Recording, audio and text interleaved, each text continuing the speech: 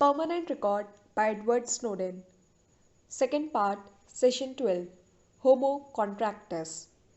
I had hoped to serve my country, but instead I went to work for it.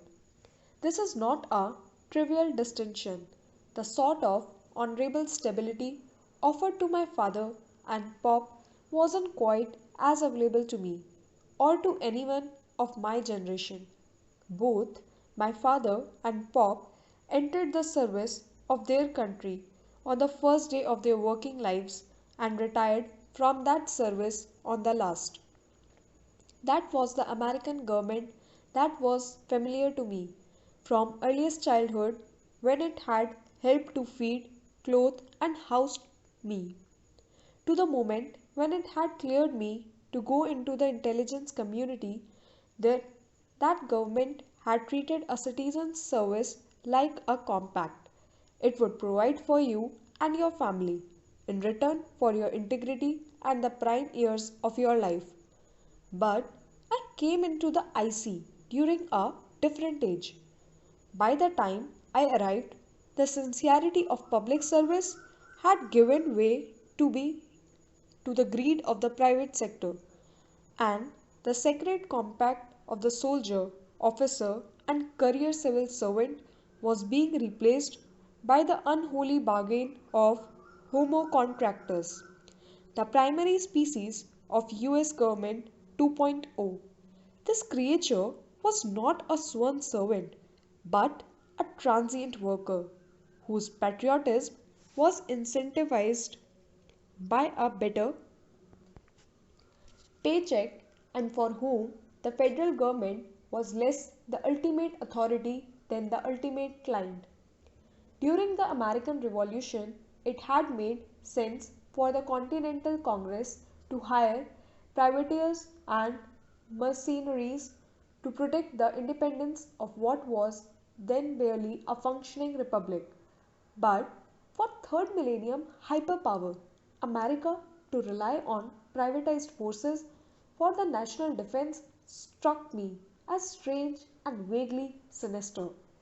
Indeed, today contracting is more often associated with its major failures, such as the fighting for hire work for Blackwater, which changed its name to Exi Services after its employees were convicted of killing 14 Iraqi civilians, and then changed its name to Academy after it was acquired by a group of private investors, or the torture for hire work of CACI and Titan, both of which supplied personnel and terrorized prisoners at Abu Ghraib.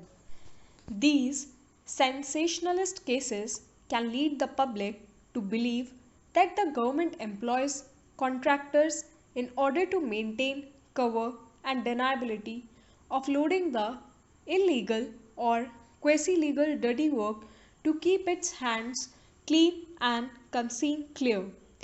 But that's not entirely true, or at least not entirely true in the IC, which tends to focus less on deniability and more on never getting caught in the first place. Instead, the primary purpose served by IC contracting is much more mundane. It's a workaround, a loophole, a hack that lets agencies circumvent federal caps on hiring. Every agency has a head count, a legislative limit that dictates the number of people it can hire to do a certain type of work. But contractors, because they are not directly employed by the federal government, are not included in that number.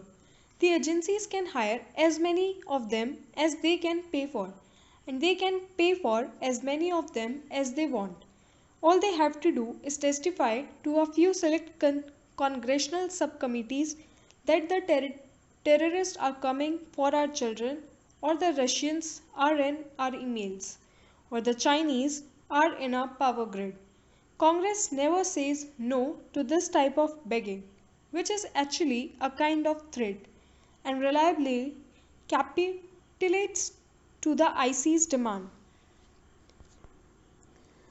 the documents that I provided to journalists was the 2013 Black Budget. This is a classified budget in which over 68% of its money, $52.6 billion, was dedicated to the IC, including funding for 107,035 IC employees, more than a fifth of whom, some 21,800 people, were full-time contractors. And that number doesn't even include the tens of thousands more employed by companies that have signed contracts or subcontracts or subcontracts with the agencies for a specific service or project. Those contractors are never counted by the government, not even in the black budget, because to add their ranks to the contracting total would make one more disturbing fact extraordinarily clear. The work of American intelligence is done as frequently by private employees as it is by government servants. To be sure, there are many, even in government, who maintain that this trickle-down scheme is advantageous. With contractors, they say the government can encourage competitive bidding, bidding to keep costs down and is not on the hook to pay pensions and benefits. But the real advantage for government officials is the conflict of interest inherent in the budgeting process itself. IC directors ask Congress for money to rent contract workers from private companies. Com- Congress people approve that money, and then those IC directors and Congress people are rewarded after they retire from office by being given high paying positions and consultancies with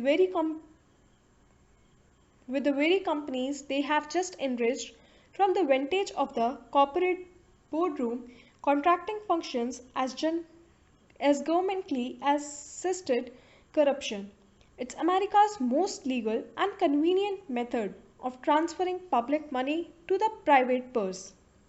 But however much the work of intelligence is privatized, the federal government remains the only authority that can grant an individual clearance to access classified information. And because clearance candidates must be sponsored in order to apply for clearance, meaning they must already have a job offer for a position that requires clearance. Most contractors begin their careers in a government position. After all, it's really worth the expense for a private company to sponsor your clearance application and then pay you to wait around for a year for the government's approval. It makes more financial sense for a company to just hire an already cleared government employee. The situation created by this economy is one in which government bears all the burdens of background checks but reaps few of the benefits. It must do all of the work and assume all of the expense of clearing a candidate who, the moment they have their clearance, more often that not bolts for the door, exchanging the blue badge of the government employee for the green badge of the contractor. The joke was that the green symbolized money. The government job that had sponsored me for my TS or SCI clearance wasn't the one I wanted, but the one I could find. I was officially an employee of the state of Maryland, working for the University of Maryland at College Park.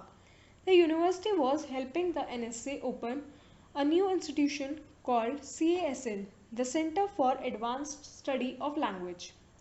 CASL ostensible mission was to study how people learn languages and to develop computer assisted methods to help them do so more quickly and better. The hidden corollary of this mission was the NSA also wanted to develop ways to improve computer comprehension of language. In the other agencies were having difficulties finding competent Arabic and Farsi and Dari and Pashto and Kurdish speakers who passed their often ridiculous security checks to translate and interpret on the ground. I know too many Americans rejected merely because they had an inconvenient distant cousin they would never even met. The NSA was having its own tough time ensuring that its computers could comprehend and analyze the massive amount of foreign language communications that they were intercepting. I don't have a more granular idea of the kinds of things that CASL was supposed to do, for the simple reason that when I showed up for a work with my bright, shiny clearance, the place wasn't even open yet. In fact, its building was still under construction. Until it was finished and the tech was installed, my job was essentially that of a night shift security guard. My responsibilities were limited to showing up every day to patrol the empty halls after the construction workers, those other contractors, were finished, making sure that nobody burned down the building or broke in and worked in. I spent hour after hour making rounds through the half completed shell, inspecting the day's progress, trying out the chairs that had just been installed in the state of the art auditorium, casting stones back and forth across the suddenly gravelled roof, admiring the new drywall, and literally watching the paint dry. This is the life of after hours security at a top secret facility. And truthfully, I didn't mind it. I was getting paid to do basically nothing but wander in the dark with my thoughts. And I had all the time in the world to use the one functioning computer that I had access to on the premises to search for a new position. During the daytime, I caught up on my sleep and went out on photography expeditions with Lindsay, who, thanks to my wooing and scheming, had finally dumped her other boyfriends. At the time, I was still naive enough to think that my position with CSL would be a bridge to a full time federal career. But the more I looked around, the more I was amazed to find that there were very few opportunities to serve my country directly, at least in a meaningful technical role. I had a better chance of working as a contractor for a private company that served my country for profit, and I had the best chance, it turned out, of working as a subcontractor for a private company that contracted with another private company that served my country for profit. The realization was dizzying. It was particularly bizarre to me that most of the systems engineering and systems administration jobs that were out there were private because these positions came with almost universal access to the employer's digital existence. It's unimaginable that a major bank or even a social media outfit would hire outsiders for system level work.